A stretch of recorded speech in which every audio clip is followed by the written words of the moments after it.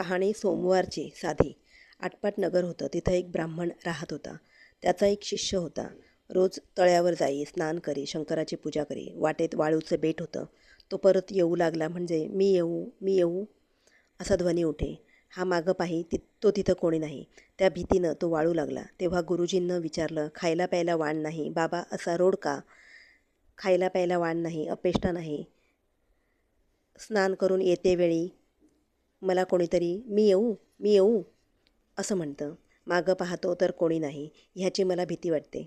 गुरुजी म्हणाले, भिवू नको, मागं काही पाहू नको. खुशाल त्याला ये म्हण. तुझ्या मागून येऊ दे. मग शिष्यानं काय केलं? रोजच्याप्रमाणे स्नानास गेला. पूजा करून येऊ लागला. तो मी येऊ असा ध्वनी आला. ये ये असा जबाब दिला. मागं काही पाहिलं नाही. चालत्या पावली घरी आला. गुरुजींनी पाहिलं, बरोबर एक मुलगी आहे. त्या दोघांचं लग्न लावलं. त्यांना एक घर दिलं. त्यानंतर काय झाले? श्रावणी सोमवार आला. बायकोला म्हणू लागला, माझी वाट पाहू नको, उपाशी राहू नको. आपण उठला, शंकराचे पूजेला गेला. हिनं थोडी वाट पाहिली. स्वयंपाक करून जेवायला बसले. एक घास तोंडात घातला, इतक्यात पती आला. अगं अगं दार उघड. पुढचं ताट पलंगाखाली ढकलून दिलं. हात धुतला, दार उघडलं. पती घरात आले. नित्यनेम करू लागले. पुढं दुसरा सोमवार आला.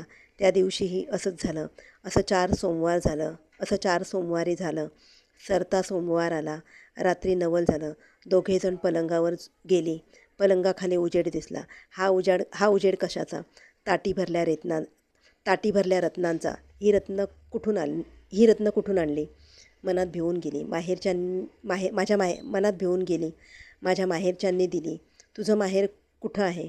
वेळूच्या बेटी आहे. मला तिथं घेऊन चल. पतीसह चालली. मनात शंकराची प्रार्थना केली. मला अर्धघटकाचं माहेर दे. तो वेळूचं बेट आलं. एक मोठा वाडा आला. कोणी म्हणे माझा मेहुणा आला, कोणी म्हणे माझी बहीण आली. दासी बटकी राबताहेत, शिपाई पहारा करताहेत. बसायला पाट दिला. भोजनाचा थाट केला. जेवणं झाली. सासू सासऱ्यांची आज्ञा घेतली. घरी परतली. अर्ध्या वाटेत आठवण झाली. खुंटीवर हार राहिला.